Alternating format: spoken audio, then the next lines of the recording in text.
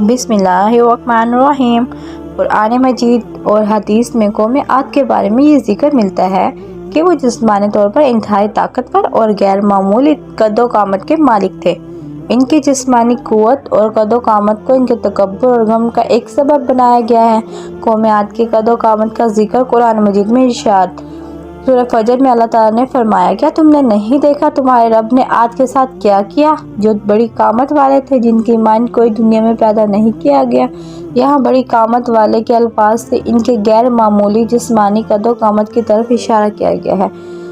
बाज़ मुफस्सिरीन के मुताबिक कौम आद का कद 60 हाथ तकरीबन 90 फीट या इससे ज़्यादा था, जो इन्हें आम इंसानों से बहुत बुलंद और बाला बनाता था। ताहम ये तफसील ज़्यादातर इसराइली रवायत या कसास से माकिज़ है और कुरान हदीस में इसकी मुकम्मल तस्दीक नहीं मिलती। इनके लंबे कद और घमंड कौम आद अपने कद्दो-कामत, ताकत और वसाइल पर बहुत फ़ख्र करते थे। वो कहते थे, कौन है जो हमसे ज़्यादा ताकतवर है। उन्होंने ये भुला दिया कि अल्लाह सबसे ज़्यादा ताकतवर और वही इनकी क़ुव्वत का खालिक है। इनकी तबाही, इनका लंबा कद, ताकत और मालो दौलत इन्हें अल्लाह के अज़ाब से न बचा सके। इनके कद्दो-कामत के बावजूद वो शदीद आंधी के ज़रिए नस्ब व नाबूद कर दिए गए।